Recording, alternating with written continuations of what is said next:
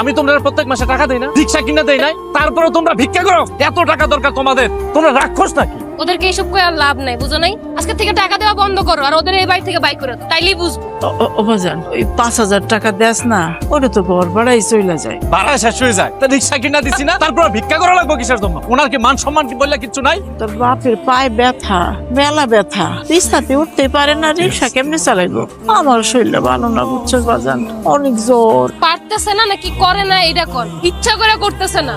এই শোনো, তুমি রিক্সাটা আজকে বিক্রি করবা আর হেরারে কই বাড়ি থেকে চলে যাইতে।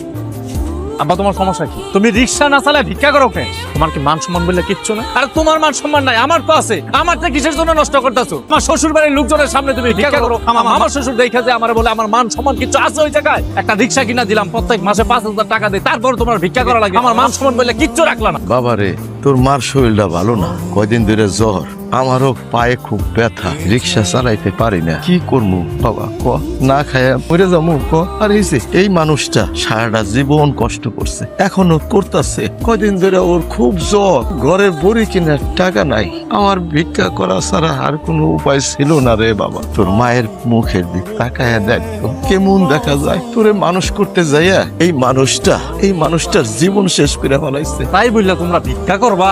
তা নাইলে কি করতাম রে বাবা? বিনা চিকিৎসা না খাইয়া কি মইরা যাইতাম? তুই তো 5,000 টাকা দিয়েই খালাস। একটা দিনও কি মা বাবার খবর নিছ আমরা কিভাবে আছি? খাইয়া আছি না না খাইয়া আছি? হইছে, আপনার কোনো কথাই বললেন না। আপনি যেই কাজ করছেন আমার মান সম্মান কি আছে? তুমি এদেরকে ভালোই বলে এই বাড়ি থেকে চলে যাই। আমি যদি ওদেরকে এই বাড়িতে দেখি আর দেখি তুমি লুতুপুতু করছো ওগুলো লাগে, তোমার খবর আছে, আমি তোমার সংসার ছেড়ে চলে যাও। তাড়াতাড়ি আসো। শোনো আব্বা, দয়া করে তোমরা ঘরটা ছেড়ে চলে যাও, আমারে বাঁচতে দাও, আমার সংসারটা ঠিকাইতে দাও। প্রত্যেক মাসে 5,000 দেই না, প্রত্যেক মাসে আন থেকে 6,000 টাকা পাঠাবো। তোমরা এখান থেকে চলে যাও। নতুন যে জায়গায় যাইবা আমার জানাই যে আমি ওই জায়গায় খোঁজ নিব, দরকার পড়লে আমি সপ্তাহে ফোন দিব তোমরা। তারপর এখান থেকে চলে যাও। লতা ডাকতেছে, আমি গেলাম। হায়রে সন্তান, তোরে কইরা আমি সব হারাই ফেলাইলাম। তোর চাকরির জন্য আমি পিঠা বেচলাম, তুই কি কইলি? চাকরি পাইয়া আমাগো শহরে নিয়ে যাবি, বড় বাসা করে রাখবি, তোর কথা বিশ্বাস করে আজ আমি রাস্তার ফকির। তুই সরকারি চাকরি পাবি বলে আমার জমি জামা ভিটা বাড়ি সব বিক্রি করে ফেলাইলাম, আর তুই এইভাবে আমারে ঠকাইলি।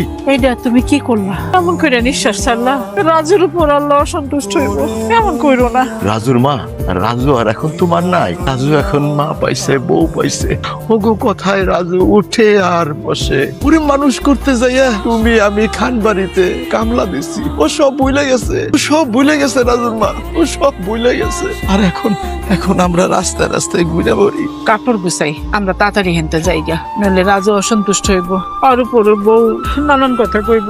তোমরা আসো তো, আসো, আল্লাহ আসো না, আল্লাহ এক ব্যবস্থা করবো। ভিডিওটি ভালো লাগলে লাইক, কমেন্ট, শেয়ার করে চ্যানেলটি সাবস্ক্রাইব করুন। আর সেই সাথে এই ভিডিও সম্পর্কে আপনার মূল্যবান মতামত জানাতে ভুলবেন না। কিন্তু ধন্যবাদ।